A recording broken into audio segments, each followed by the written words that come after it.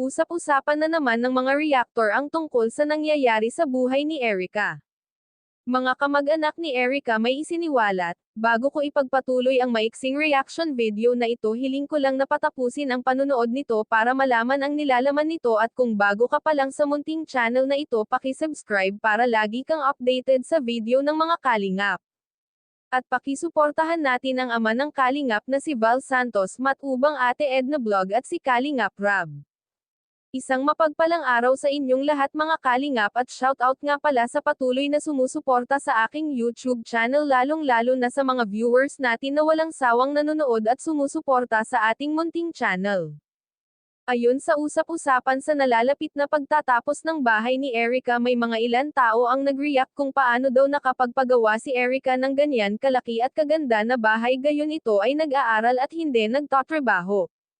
Dahil kung matatandaan natin bigla ang itong umalis sa kalingap at ayaw na nito magpa-vlog dahil ang gusto nito mag-focus sa pag-aaral.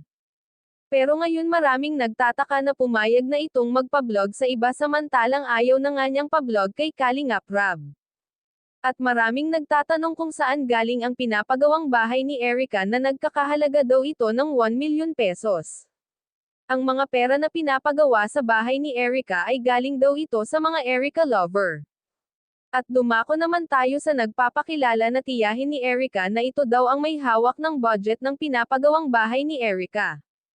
At maraming haka-haka na ang nagbablog kay Erica ngayon ay ito rin ang nagblog kay Lola Damiana noon. At Samot Sari pa ang nagsasabi na manggagamit daw si Erica. May katotohanan kaya ang mga ito? Kung totoo man ang mga ito ay wala na tayong magagawa dahil hayaan na lang natin si Erica kung kanino ito gusto magpa-vlog, kung si Kalingap Rab nga hinayaan na ito at ayaw na manggialam sa usaping na ito. Hanggang dito na lang ang update ko mga ka-viewers, maraming salamat at God bless sa inyong lahat.